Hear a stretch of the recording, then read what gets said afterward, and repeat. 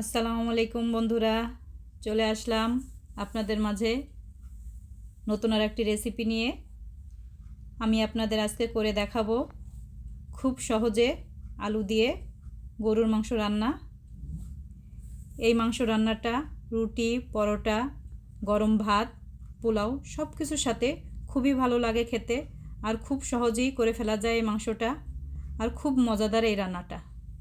তাহলে চলুন আমরা শুরু করে দেই এই রান্নাটা। আমি এখানে 2 কেজির মতো গরুর মাংস নিয়েছি।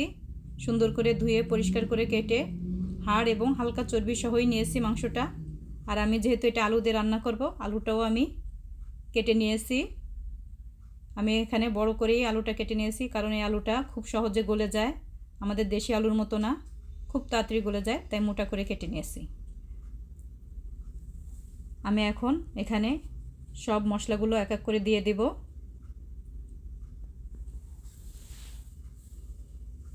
দিয়ে দিলাম 2 টেবিল চামচ রসুন বাটা,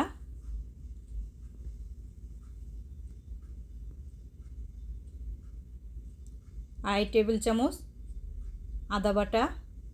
আপনারা আপনাদের মাংসের পরিমাণ অনুযায়ী মশলাগুলো এখানে দেবেন। 2 চা চামচ হলুদ গুঁড়া, 1.5 টেবিল চামচ জিরার গুঁড়া,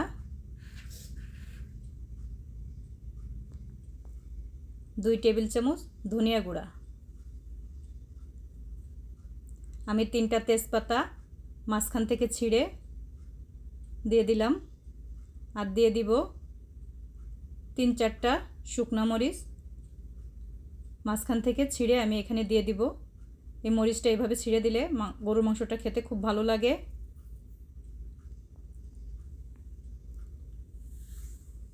1 চা চামচ শুকনো মরিচের গুঁড়া দিয়ে দিলাম।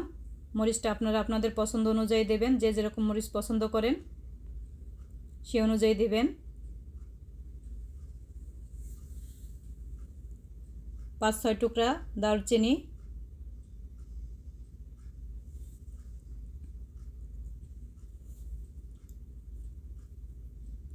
7টার মতো এলাচ, 6-7 টুকরা লবঙ্গ, 10-12টা আস্ত গোলমরিচ, কালো গোলমরিচটা আমি এখানে দিয়ে দিলাম।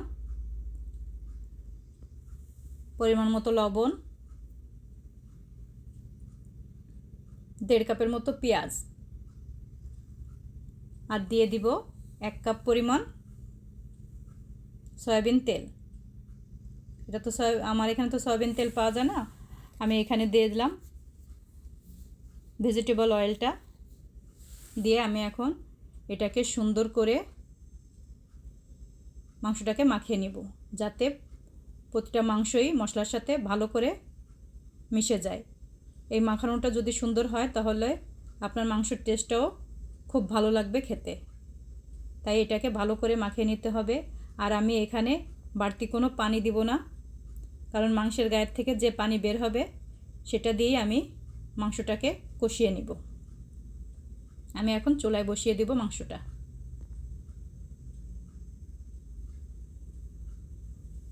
চুলায় বসিয়ে দিয়েছি, এখন আমি এটাকে ঢেকে দিব। জাল ওঠা পর্যন্ত অপেক্ষা করব। ফিরে আসব জাল ওঠার পরে।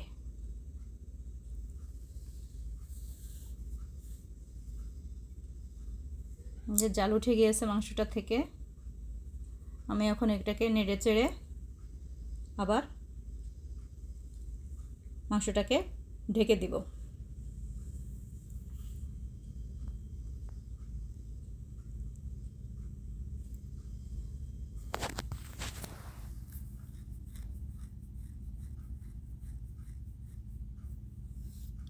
কতটা পানি বের হয়ে গেছে মাংস থেকে।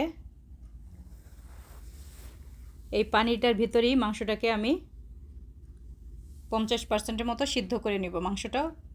আর এই মাংসটা সিদ্ধ হতে বেশিক্ষণ লাগে না, কারণ মাংসটা খুব সুন্দর তাড়াতাড়ি সিদ্ধ হয়ে যায়। আমি আবার এটাকে ঢেকে দিব।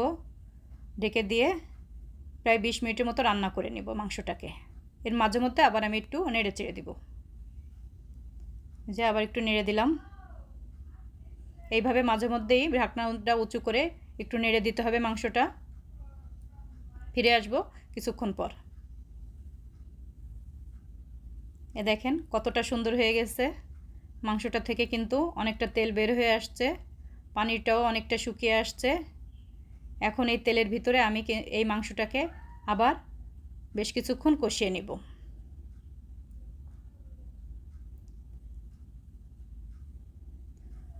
পাশে আমি আলুটাকে ভেজে নিব। যে আলুটা কেটে রেখেছি ওই আলুটাকে আমি আবার একটু ভেজে নিব। প্যান বসিয়ে দিলাম, একটু তেল দিয়ে আলুটাকে ভেজে নিব। এই আলুটা ভেজে নিলে তরকারির টেস্টটা খুব ভালো লাগে খেতে, আর আলুটাও গলে যায় না তরকারিতে। আমি আলুটাকে একটু লবণ দিয়ে ভেজে নিচ্ছি।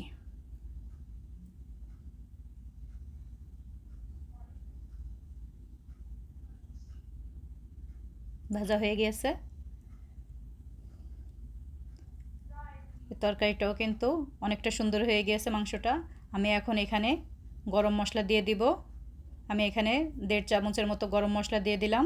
দিয়ে এটাকে নেড়ে চেড়ে আমি ওই আলুটাকে এখন এখানে মিশিয়ে দিব, ভাজা আলুটা।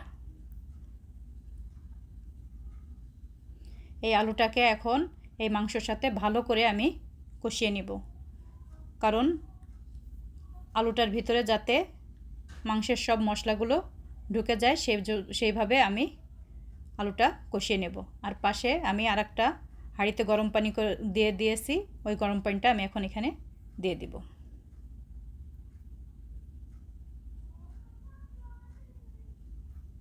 এখানে আপনাদের যে যেরকম ঝোল পছন্দ করেন সেই অনুযায়ী পানিটা দিবেন। আমি এখানে 1 কেজির মতো পানি দিয়ে দিলাম, কারণ আমি এই পানির ভিতরেই, এই ঝোলের ভিতরেই আমি মাংসটাকে আরও 15 মিনিটের মতো জাল দিয়ে নেব মিডিয়াম আঁচে। ফিরে আসবো 15 মিনিট পর।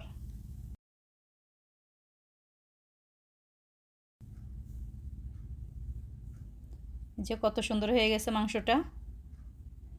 মাংসটা কিন্তু নরম হয়ে গিয়েছে। আমি এখন এখানে ভাজা জিরার গুঁড়া দিয়ে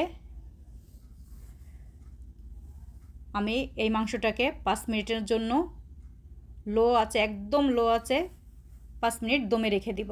যতটুকু বাকি আছে মাংসটা সিদ্ধ হতে ততটুকু সিদ্ধ হয়ে যাবে। আমি এখানে 1.5 চামচের মতো ভাজা জিরার গুঁড়া দিয়ে দিয়েছি। এখন আমি এটাকে ঢেকে 5 মিনিট দমে রেখে দিব। ফিরে আসবো 5 মিনিট পর।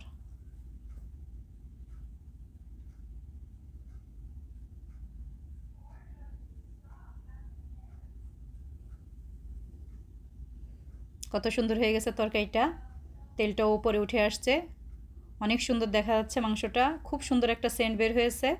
আমি এখন এটা বেড়ে নিব। খুবই সুন্দর হয়েছে তরকারিটা, আপনারাও ট্রাই করে দেখবেন। আর যদি ভালো লাগে অবশ্যই কমেন্ট করে জানাবেন, আর আমার চ্যানেলটাকে লাইক, কমেন্ট এবং শেয়ার করবেন, আর আমার চ্যানেলটাকে অবশ্যই সাবস্ক্রাইব করে দেবেন।